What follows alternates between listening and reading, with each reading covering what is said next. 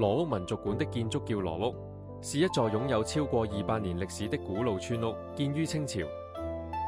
屋外則有一大片空地，當地人叫它曬棚或和平，平時用來曬穀物、晾衣服或者辦宴席，功能多樣。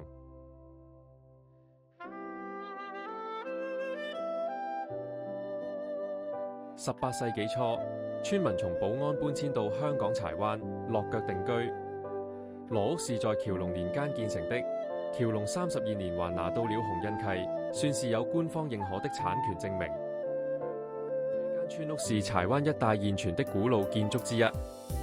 1972年，香港政府決定保留整座羅屋，為它的歷史價值留下一個見證。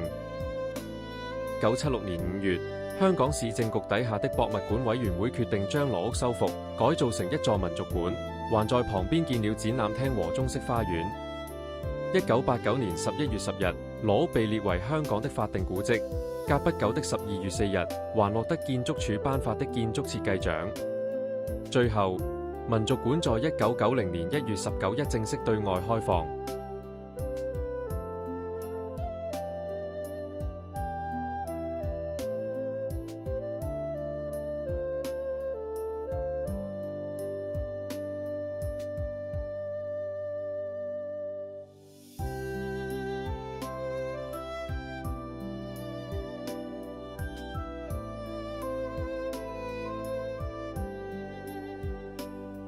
中央的正廳是全屋的核心區域，專門用來供奉祖先神位。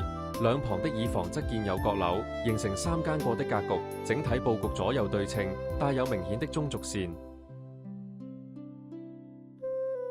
屋內擺放了不少家居用品、農具和日常用品，復原了當年村屋的樣貌。羅屋屬於中型的傳統門樓屋，面積約120平方米，有3間屋寬，屋頂用瓦片鋪成。屋脊是簡單的平直設計，屬於典型的3間2廳佈局。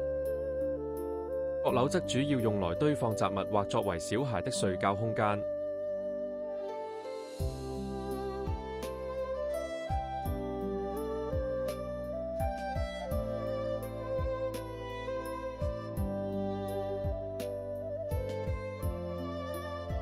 草仔果是客家人的傳統小吃，特別是在清明節很常見，通常用來祭祖或者當成點心來吃。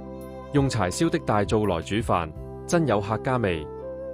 從田裏摘回來的新鮮蔬菜，帶着泥土的香氣，放進大灶裏用柴火慢慢煮，每一步都藏着老一輩傳下來的智慧。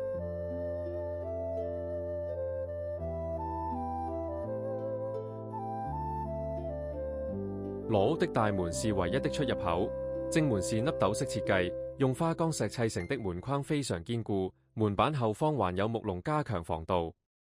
門外有屋簷，可以遮擋風雨，